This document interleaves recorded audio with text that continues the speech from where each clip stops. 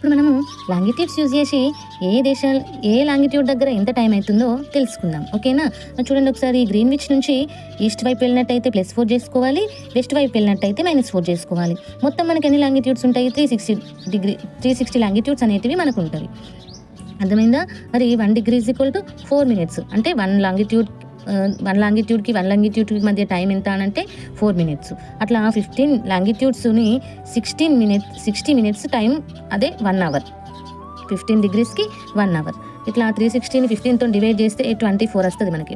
అంటే మొత్తం time Jones ఎన్ని మనకు? 24 టైం జోన్స్. అందుకే మనకు 24 అవర్స్ అనేవి ఉంటాయి. అర్థమైందా? మరి ఇప్పుడు ఒకసారి క్వశ్చన్ చేద్దాం. నేను ఒక క్వశ్చన్ రాసిన మీకోసం. ఇఫ్ గ్రీన్విచ్ టైం, అంటే గ్రీన్విచ్ దగ్గర టైం వచ్చేసి 12 అవుతుంది, 12 PM. మరి దెన్ 82.5 డిగ్రీస్ ఈస్ట్ దగ్గర ఎంత, వెస్ట్ దగ్గర ఎంత? అంటే ఈస్ట్ దగ్గర ఎంత, వెస్ట్ దగ్గర ఎంత? 2 రకాలుగా నేను మీకు చేసి చూపెడతాను. ఓకేనా? చూడండి ఒకసారి. ఈ 82 వచ్చింది కదా మనకి. 82ని 15తోని డివిజన్ చేయాలి ఫస్ట్. మనం చేసుకుంటే ఏమవుతుంది చూడండి. ఇప్పుడు 15 5 75 వస్తుంది కదా. ఇప్పుడు +7 డిగ్రీస్ అనేవి మనకు మిగులుతాయి. ఈ 7 డిగ్రీస్ని ఏం చేయాలి మనము? 1 డిగ్రీకి 4 మినిట్స్, 7 డిగ్రీస్కి 28 మినిట్స్, +0.5 ఉన్నది కదా. ఈ 0.5కి ఎంత? 2 మినిట్స్. ఇట్లా మనకి చూసుకున్నట్టయితే 30 మినిట్స్ అవుతుంది. 28 + 2 ఎంత? 30. ఇక్కడ ఉన్న 5 + 30 మినిట్స్ ఎంత అవుతుంది? 5:30 PM అవుతుంది.